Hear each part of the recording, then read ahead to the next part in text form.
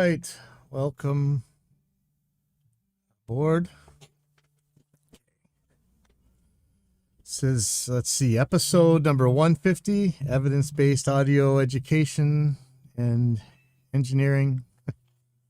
Going back to just trying to do this just as a live stream and not really deal with the podcast stuff. I've got to cut down my spending and everything, so try it this way. I like it a little bit better, and I'm glad to be learning this kind of stuff anyways. Now, there is a band practicing in the background, and it's a cover band, you know. That doesn't make me a criminal, or it shouldn't, but I don't know if you guys have been following. There's a lot of, called the Case Act. Accidentally streaming something with something going on in the background, allegedly. The way it was written, it sure sounded like, you could be filming your friends at the beach, and, if you really cranked up the background audio, you could hear some copyrighted song or whatever. And then it started sounding like if people were playing covers. And I've been knocked on, I've had my streams DMCA'd on Facebook, not on YouTube yet, I don't think, for people playing covers in the background before. So this could happen right now on Facebook as well. That's lame, and that's why I named this one, Please Banhammer, Don't Hurt 'Em. I want to say this is a bipartisan issue, because I think when I was a little kid, it sounded like people on one side of the aisle didn't want rock and roll to happen or whatever. But in my lifetime, the two major acts that hurt musicians were from Democrats. And I hate for how lefty the right wing thinks I am, it's kind of crazy for me to say that. But then again, I think all the lefties think I'm like alt-right or something, which kind of tells me I'm right in the middle in the reality-based community. And like I always say, science flies you to the moon and religion flies you into buildings. So anyways, this was the Case Act. And I really, I haven't seen too many high-profile cases where this thing was really pushed. But remember, it really made it sound like, you're going to be a federal criminal because of something this Nancy Pelosi lady. And so many musicians in San Francisco wrote her and told her, please, that don't do this. This DMCA was, again, how many times we talk about DMCA on here, but the DMCA was something meant to protect musicians, not to hurt them. But so far, it's always used against musicians or creative people or scientists. Pathetic. The different places, depending where you are, right and left, reported pretty much the same thing. This is from Tech Dirt. I can't get any more left than this, right? Nancy Pelosi sells out the public, agrees to put massive copyright reform in must-pass spending bill. And if you guys remember, this is how disgusting this is that they're going to rail us again. This was a bill to provide relief to people who were affected by the thing that's going on right now that I'm not allowed to say because YouTube and Facebook and apparently Twitch hate scientists, hate science, hate reality, hate rationality. But this disease that's going around the world right now, this is what this act was about. And they shoehorned in this anti-musician, anti-artist, anti-creative DMCA thing. So this is the Case Act. And it's a real pisser. It really sucks that, here we go, ranting, chasing everybody away. That's all right. This one sucked. But anyway, so if you hear a band in the background, don't DMCA me. I didn't do anything wrong. I'm not a criminal for that. It's just a band practicing. It's not taking money away from anybody. In fact, I would say it's probably bringing some new fans to some bands that nobody's heard of for a long time. So get over yourself. All right. Madonna said something stupid, but I don't want to go over it. Deal with it later. It sucks because I'm always kind of a Madonna fan, She always just kind of kicked ass, but anyway. Well, no, that's not true. How many times did she push like quack nonsense too? Did she? Or was that somebody else? I don't remember. I'm going to shut up about that. Okay. Something pretty cool here. Now, I'm late to the party on this. It's still saying it's in beta, but it's just something called Wind Capture Audio, and this is for OBS, for Open Broadcast System. This is the thing I'm using to do like the live stream and stuff here. One of the problems that we're always talking about, in fact, we've talked about it on the show before. Oh, you know what? Let me show you the right side, or you're not going to know what I'm talking about. Right monitor. Yeah, my Stream Deck is messing up again. Hopefully somebody can tell me how to make this work. Okay, so this is OBS. It's like the Reaper of streaming software, basically. How many shows that talk about how hard it is to route audio between apps in Windows, or actually on Apple just as well. Allegedly, it's easier on Linux. But what this program does is anytime it sees an audio source playing, like an output source, it shows up as an actual input here. So if I were to put where is it? Oops. Oh shoot, yeah, I don't have it installed on this one. Anyways, it adds whatever source you're playing. So it could be Chrome, could be Zoom, Skype, whatever. Could be your other app. This will at least capture the output of it. That was a big part of how hard it was getting the Discord audio back. So this is actually a good piece of news. You're still gonna need some kind of loop back to get from OBS into these other things, probably. You could use virtual audio cable. I'm using some RME stuff for that. Or actually, I'm going around it in some cases. Yeah, it's still such a nightmare, but this is pretty cool. So if you want, just type in Google Win Capture Audio OBS, and it'll come up. Or just Win-Capture-Audio, and hopefully it'll come up. And this is by Bozbez, I think. It's on his GitHub. He's got a Discord. I haven't gone in there yet, but all right, I'm assuming it's a he. I mean, whoever it is, got a Discord. But this solves a lot of problems, and so it's a pretty cool thing. In fact, I was doing a game capture the other night, and I'm not really sure how the audio is getting across. I'm actually genuinely confused now, so I'm gonna take another look. I'm probably gonna end up installing this on this computer as well, because it's a handy thing. So go check out Win Capture Audio, and I think you'll be happy at me for telling you that. Okay, what else we got? Who's in the Facebook? Hello, whoever's on Facebook. Next thing I had.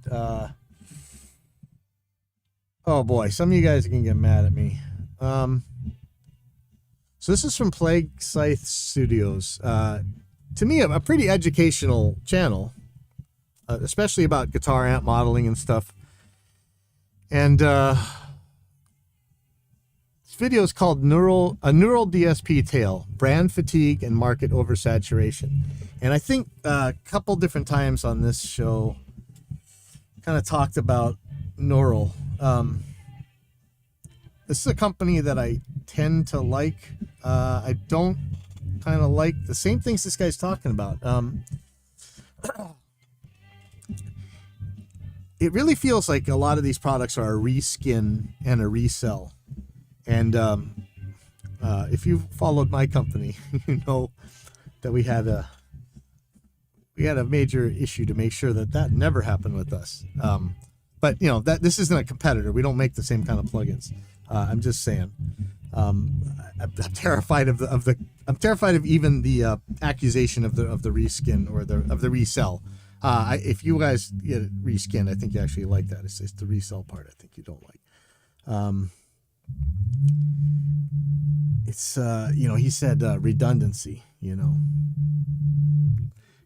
and if you've seen these Neural DSP plugins, I don't want to hammer on them, but it really seems like every month there's a new one out, not cheap, and it's pretty much the same thing, and then it ends up being like the same types of pedals, but they'll be slightly different. We kind of just want you to stick it all in one thing. So if I contrast this with Helix, the Helix plugin is exactly the same thing as the Helix pedal board. Now, that could make plugin development slower. I understand, and I'm very sympathetic to that it could make plugin development slower because you got to make sure it plays on this hardware. But if we look at what we're getting from Neural instead, I still don't even know what actually is in the Quad Cortex, if it has all those harmonizers and stuff like you expect to see in a modern pedal board, how the auto engage works, things like that. On Helix, I can just tell it's all in there. Same as like bias or whatever. I think sort of. But in this Neural, it's like this two completely disconnected things. And someone was saying, let's see, they're talking about that, they aren't the same things. One's running on a DSP chip and one's running on a computer, but it's not the code that's the problem. It's the underlying idea, I think. But anyway, this is Plague Site Studios, which is a good channel to watch anyway. There's a lot of good stuff on here. And I don't think he wants to really hit them either. I think he likes this company as well. A Neural DSP tail, brand fatigue, and market oversaturation. Have a good look and subscribe. This guy needs some subs. He's got like 30,000 times more than I do, but he deserves more. I mean, he does a lot. Very high quality videos here. Yeah, I hear a lot of people talk about Windows 11. I haven't moved anything to Windows 11 yet. I will tell you what I do. Really, guys, I really want somebody to tell me why my Stream Deck keeps changing. It's keeps changing back to the, yeah. It's supposed to be on this one, right? I know you can't see this. I should, not mind. Somehow it keeps switching itself, and I don't know what's doing it. Anyhow, I'm sorry, I won't bug you with that. So I think what we really want is just, okay.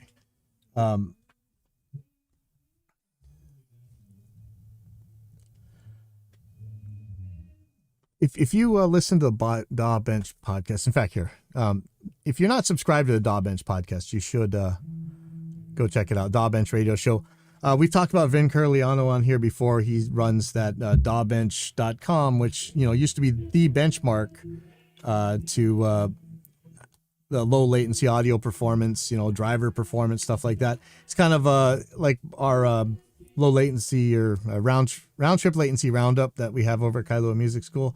It's a resource like that, much bigger and better one. But between Vin Curliano and Jim Roseberry, these are the two guys, the two DAW experts of the world to me. When you're talking about building DAWs and building DAW hardware, this is the guy. In his radio show, he frequently has on Pete Brandt, something from Microsoft, as a guest. And, they're talking about what Windows 11 should be. And, they were saying Windows 10 forever, and they'll never. Windows 11 is a different thing. We're going to have parallel upgrade paths for a while. It's really confusing, and man, everybody's always afraid of an update, and I'm usually an early adopter, but this time I'm like, I don't know, don't really need this. Windows 10's working pretty good. I'd love to hear your guys' Windows 11 experiences. I was kind of reading through the Reaper forum, and there were plenty of people that had gone, and they said it's working out for them. So if you're running Windows 11, let me know, because I want to hear about it. Okay. So somebody, let's see where this is. It's a question.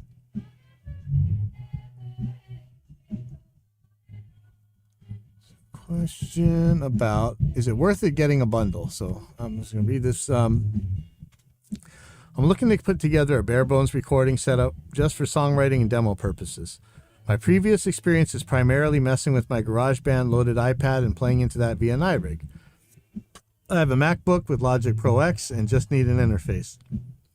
Is it worth getting Focusrite Scarlett 2i2 Studio 3rd Gen recording bundle just to get the included cables and condenser mic, $279-ish total? Or would it make more sense to just grab the 2i2 by itself and grab a used SM57 or something similar? The mic would be used for scratch vocals and acoustic guitar. For what it's worth, I'm a non-audiophile hobbyist just looking to write some song demos and learn a bit about recording. Any other suggestions to accomplish that with an initial outlay of $300-ish? One of the first answers here says, for acoustic guitar and vocals, I'd use a condenser, not a 57. There are many YouTube and internet articles about the best type of mic for use for acoustic guitar and vocals. Another guy, Kiki90291. I would look up some reviews on the mic included in that package. As long as it gets decent reviews, it will work fine for your needs. If it is not reviewed well, get the interface, which I understand to be a great interface, and look for a decent condenser mic, as the above posters suggest. 8line 8. Maybe it's Glen G or something. I have an AT2020. Awesome, dude. And it works very well for vocals and acoustic guitar. I recently upgraded to a Roswell Mini K47, which I like better. It rounds off the top end a bit, which works well with my very bright acoustic guitar. But I was very happy with the AT2020 and would highly recommend. Now, remember, we had Vern Craner on here, and he uses the AT2020s and does things with them that I couldn't do with close mics. So, now, when it comes to this Focusrite bundle, usually they come with these, the same El Cheapo condenser mics, but they're actually okay.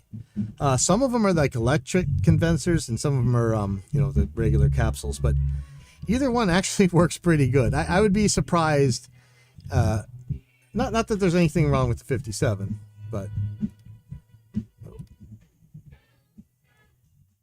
Oops, sorry. Let me get rid of that. Not that there's anything wrong with the 57, but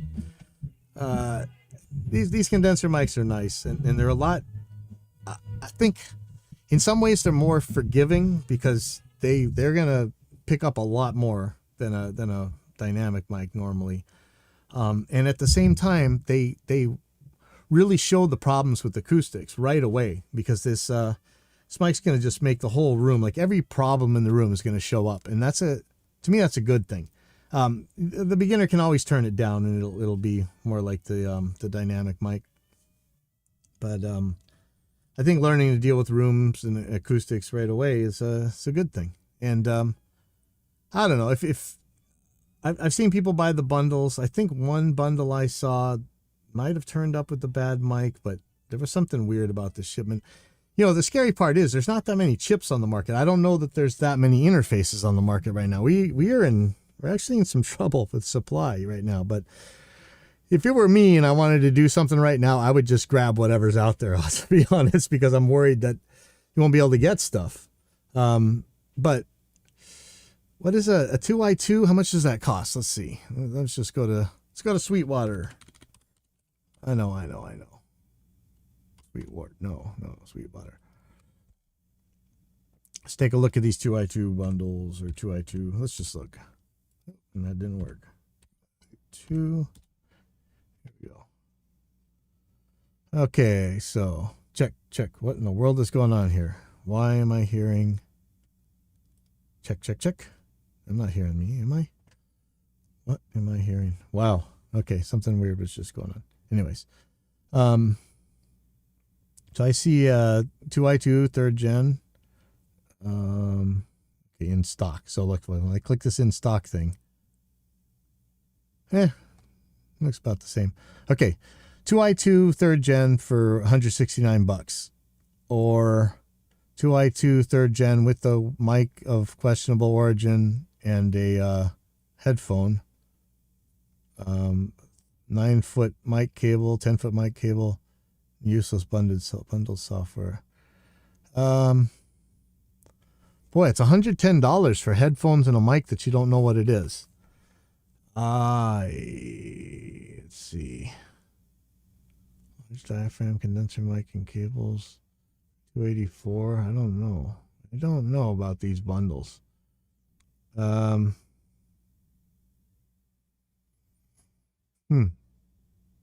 Yeah, I don't know. I don't think I would like this bundles. There's a one with an NT1A from Rode for $509. I think if I were you, I would buy this 2i2 and get some cheap condenser mic. In fact, I bet you Sweetwater sells one. And you know, these are gonna be a cardioid too. I guarantee it's not gonna be a switchable one. So let's say you had another $110 to play with. So, who's cheap? MXL should be cheap.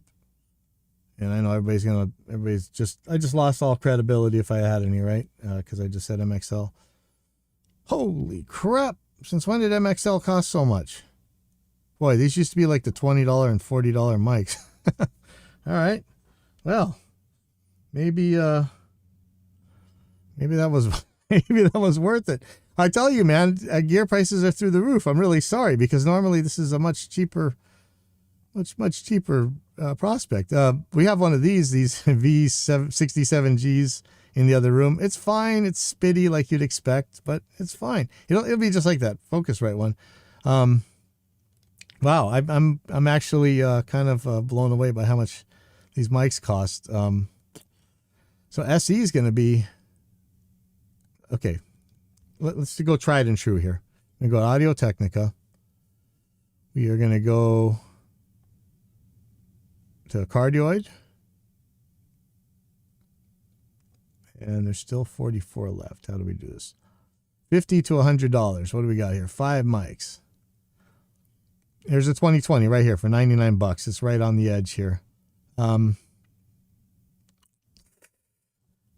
gonna say I would get this 2020. Actually, I mean, you could really ask Vern Grainer what's going on with these things because he knows.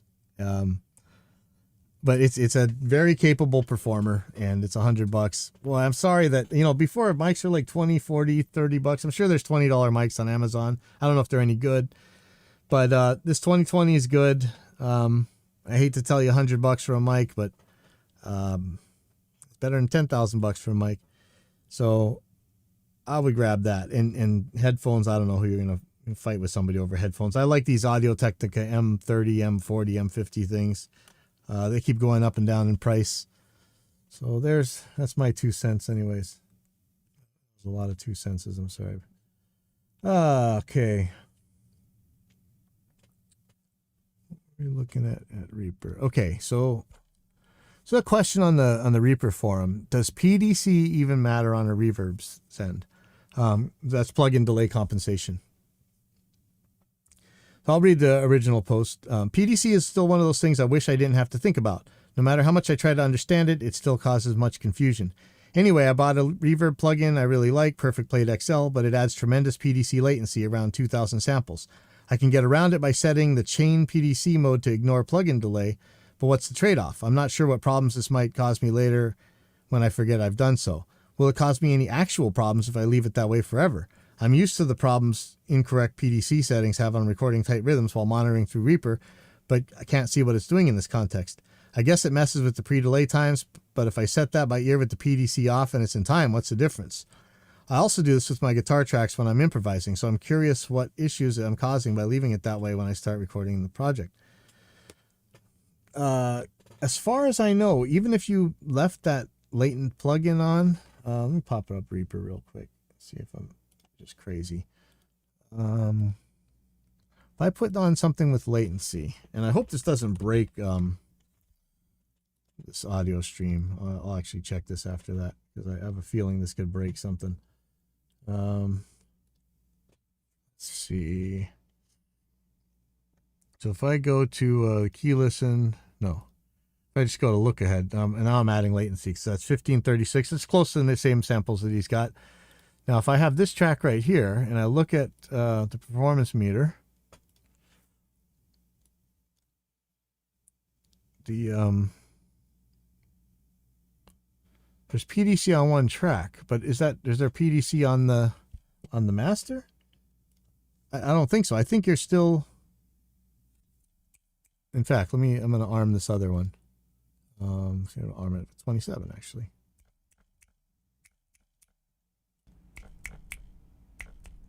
Yeah, see, that's going straight out to the output. So I mean, I would just turn it off on that track. I mean, unless you have tracks going through it, then yeah, you're bumming. But as far as I can tell right now, and it really seems to be this,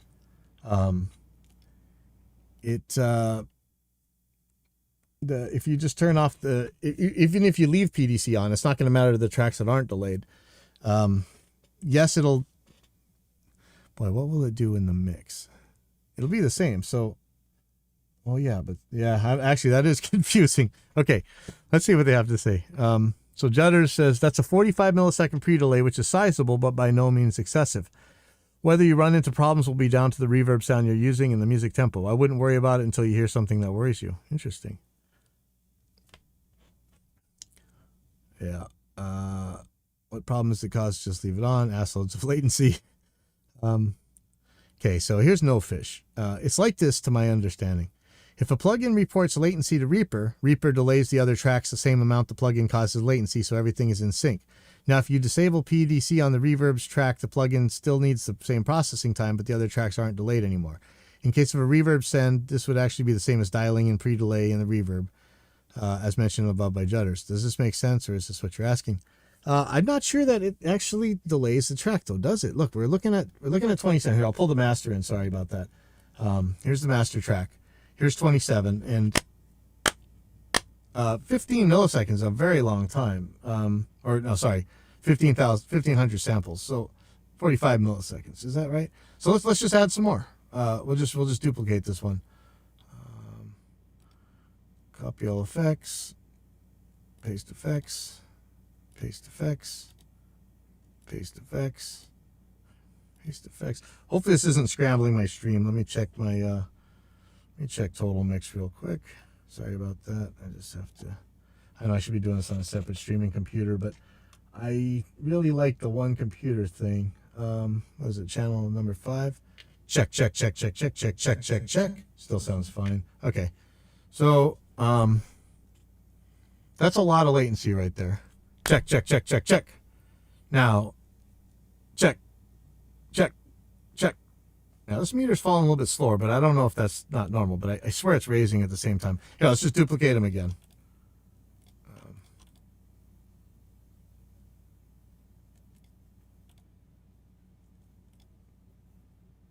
Okay, so now that's a lot of. Like a quarter second. Check. That still looks. Oh, let's add some more. I don't know why it keeps popping around. That's a little bit weird. It's probably gonna crash Reaper. What am I doing? Whew. Okay, 28,800. So that's almost half a second. Check. Okay, so now I'm gonna arm 27 on the track with the latency, and you're gonna see this is gonna be a different thing. I think either I'm gone nuts. Check. See that? So it's delaying that track. But here's the other one. Check. It's not delaying the original track. So you can just leave it on, turn it off. It shouldn't make any difference unless you're running the stuff through it. But a reverb to me is in parallel. So I don't see why you wouldn't just leave it on. Even if it made trouble, even if you had some delay, because it's in parallel, unless you're like me. Okay. So do as I say, not as I do. So what I've been doing is the interesting. Hey, the now it's working. That is really weird. Okay. That's interesting. Or oh no, that's the real one. Sorry. Interesting. So, you run reverbs in parallel normally, but yeah, I've been doing this, and it's probably a bad thing, but now I've gotten into such a habit with it because computers are getting so much more powerful that I stick reverbs right on the track I'm going to use them on a lot, even though I shouldn't, because then I can do more easily ducking tricks and stuff. But then again, with the new AIX DSP iconic reverb, the ducking thing's not really a problem, but it's kind of a plug, isn't it? Let's see who we got. Some meatball.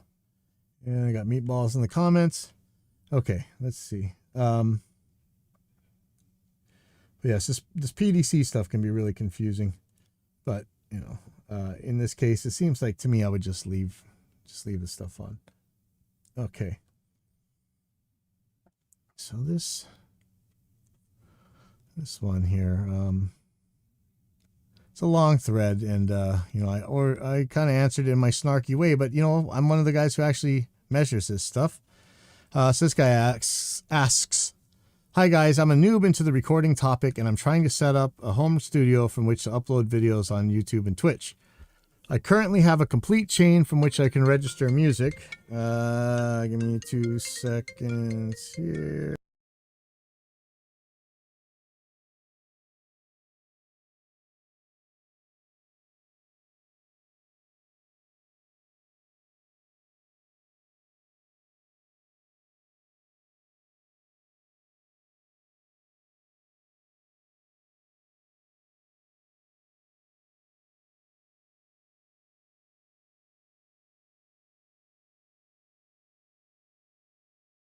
That's what happens when you go live. So sorry about that. Whoever's on YouTube, hello. Okay, sorry. I currently have a complete chain from which I can register music composed as follows: electric guitar, pedals, amp head, universal audio aux, audio interface, Focusrite Scarlett 2i 2 3rd Gen, the computer. I would like to ask you a question about the last piece in this chain, the audio interface. My current audio interface was given to me as a present a couple of years ago. It cost approximately $150. I was wondering if an upgrade of an audio interface involves an improvement in sound or in quality of the recording. The candidate to replace the Scarlett is the Universal Audio Apollo Solo, approximately $900. What do you think? Thanks for your kind attention. HCM Marcus, thank you so much. So what did he say? If you can hear a difference as confirmed by an ABX test, I will be shocked. Even if there is a difference, it's going to pale in comparison to the change you will hear by ever so slightly twisting any knob on your guitar, amp, or effects devices. And so he asks, so what's the point of spending a lot of money on audio interfaces if they're all the same? They're not all the same. Oh, thank you, SWS1. I still wonder, is this SWS from SWS extension for Reaper? It says they are not all the same. Pros can hear a difference. People who create songs with tons of tracks recorded through that interface will hear it as it adds up. Actually, you know what? This is the stacking myth. Well, okay, so he started out right. They aren't all the same. You might have a different number of inputs and outputs. What have I got right here? Here is a, well, we're talking about Focusrite. Hey, Focusrite. Actually, Focusrite has done a lot for this school. Never mind, I'm not begging for endorsement. You guys have done plenty. It's Focusrite Solo right here. This has got 2 inputs, 2 outputs, basically. This is a, oh man, it's another Focusrite. I got some RMEs and junk, but what I carry around in my bag is Focusrites. This is the Scarlett 4i4. Okay, let me hold it the right way. It's got 2 inputs, two combo inputs, 2 line inputs in the back, so 4 total, 4 line outputs. And this thing, the reason I got this in my laptop bag is this has loopback included. That's an important thing, but so that's what you're looking for. You're looking for features, channel count, form factor, what you need like that. You're not going to get a better sound. This is sommelier stuff. These wine tasters that can't tell the difference between red and white wine. We've done several of these shows, and when you do an actual test of apples to apples, these things test just about the same. We found some older interfaces that were kind of crappity, and found some older interfaces that were actually really good. Lots of DIs that were good for cheap. Lots of DIs that were crappy for a lot of money. In fact, the most expensive DI on our list was the biggest piece of crap on the list. So that should tell you something. The cheapest DI of all was as good as the best DI. So anyway, I just did my typical snark, of course, without reading the thread, because HCM Marcus actually answered it correctly, right? Where was my shenanigans? Okay, so I said, can someone name a lower priced interface with worse converters than a higher priced interface? And what are you willing to put up as a bet that you can't tell the difference in an ABX test? Now, that's the big rub, right? These things will test differently because everything in the real world is going to test differently. Whether that difference reaches the threshold of audibility, that's a different thing. And you saw SWS push the I'm going to call it the stacking myth. There's some truth to it, but just because two things happen doesn't mean that they're any really closer to the threshold of audibility. The way noise and distortion and things work, it's a little bit different than that. You may or may not actually stack stuff, but it would have to be pretty drastic and more likely random in order to really make it something you would hear. But somebody kind of took me on and said, I'd be interested to participate in the test, but I'm not willing to put any money on much of the outside of weird circumstance. Hold on one sec. Yep. Hey, here's for the room. Okay, cool. Thank you. Did I turn off the AC or did? I did not. No, you can't. Oh, that's weird. Maybe it turned. Maybe it's okay. resting. I'll take I think it was on like a bit ago, but yeah. I'll take care of it. Okay, and I looked up already. All right, cool. Thank you. Again, that's what happens when things are live. That's all right, right? That's why you guys are here. So anyway, he said, I'd be interested to participate in the test, but I'm not willing to put money on much outside of weird circumstances. Frankly, most of the reason is that I've lost pretty much all faith in basically everyone's ability to set up the test well enough. And I'm not even really trying to insult people when I say that. A lot of the things that I'm interested in ABXing are really hard to test scientifically without making significant assumptions or bringing in a confounding variable. At some point, I get the myths and why they persist, but it still bugs me. But see, it's that there's truth to that. But I say, I think in the end, if it cannot be distinguished by an ABX test under any sane conditions, then if the difference is small enough to be dwarfed by what must be the most minute and unnoticeable confounding variables, I'm okay with the results. What I'm saying is there could be confounding variables, but like what? The switch, the noise of the switch, a volume difference. I think we can get the volume close enough. We could just run it out the same converter. So yeah, I don't think so. So somebody else says, and it says some good points. I think in the end, if it cannot be distinguished by an ABX test, he says, I think a lot of what we hear in audio interfaces is the preamps, not the converters. And yeah, there can be a difference. But I built the $5 mic pre from that chip schematic, and it sounds pretty good. So there's that. Yeah. A couple of comments about why would the pros spend that money is because as they know if their skills or rooms or other gear make those small, maybe undiscernible differences add up to a better mix in the end. I don't think so. So the way I answer this, and it's true. So the guy says race cars use very expensive tires because to them it really makes a difference. But I'm telling you, and I'm going to make this claim. You guys can throw out my entire lack of credibility all you want. It doesn't matter to me because this is how it is. Or this is how I see it anyways. These things are flat. They're so close to flat that any difference that you could name is actually a distortion.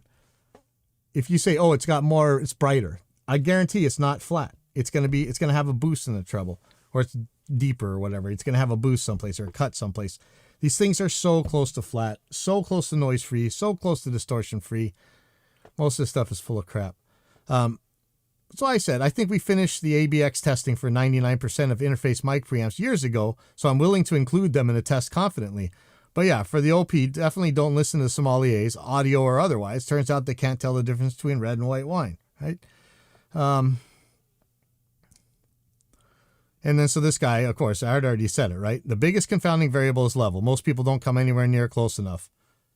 So I'm just going to have to say, like a snarky bastard that I am, good thing we can do the test by coming out of the same converters.